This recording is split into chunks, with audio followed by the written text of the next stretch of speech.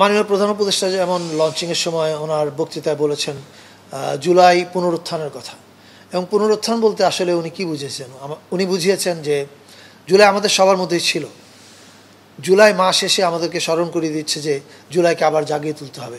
জাগিয়ে তোলার অর্থ হচ্ছে জুলাই ঐক্য। আমরা যেরকম 2024-এ এক হয়েছিলাম, আবার এক হওয়া, এবং সেই ঐক্যের জন্য একটা দিন ঘোষণা করেছে। আপনারা জানেন যে অগাস্টের 5 তারিখ মানে জুলাই 36, সেটা হচ্ছে আমাদের জুলাই গণ অভ্যুত্থান দিবস, এবং ওই দিবসে সবচেয়ে বড় অনুষ্ঠানটা হবে।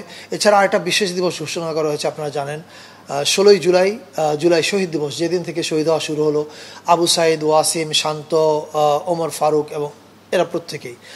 এই 2 দিনের বাইরেও জুলাইয়ের 14 থেকে আমাদের মেজর ইভেন্ট কিক অফ করছে। জুলাই 14 হচ্ছে জুলাই উমেন্স ডে।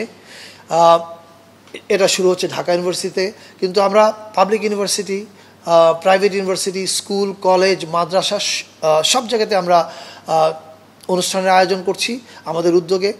18 তারিখ হচ্ছে প্রাইভেট ইউনিভার্সিটি রেজিস্ট্যান্স ডে, 21 তারিখ মাদ্রাসা রেজিস্ট্যান্স ডে। এছাড়া আমাদের যে রেমিটেন্স যোদ্ধা আছেন যারা প্রবাসী, তারা, দিনমজুর, রিক্সাওয়ালা, ডাক্তার, নার্স, শিক্ষক প্রত্যেকেই আমাদের এই পুরো কর্মসূচির মধ্যে অন্তর্ভুক্ত।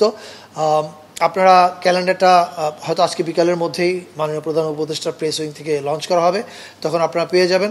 আপনার কিউআর কোডটা স্ক্যান করলেই পুরো মাসের প্রোগ্রামের তালিকা দেখতে পাবেন। আমরা সবাইকে আহ্বান জানাই, আপনারা যেমন প্রধান উপদেষ্টা মহোদয় আহ্বান জানিয়েছেন এই অনুষ্ঠানগুলোতে যোগ দেওয়ার জন্য, কিন্তু পাশাপাশি আর যত অনুষ্ঠান হচ্ছে সরকারের উদ্যোগের বাইরেও সকল রাজনৈতিক দল, স্টেক হোল্ডার্স, স্কুল, কলেজ সবার আয়োজনে সবাই সকলের অনুষ্ঠানে অংশগ্রহণ করুন।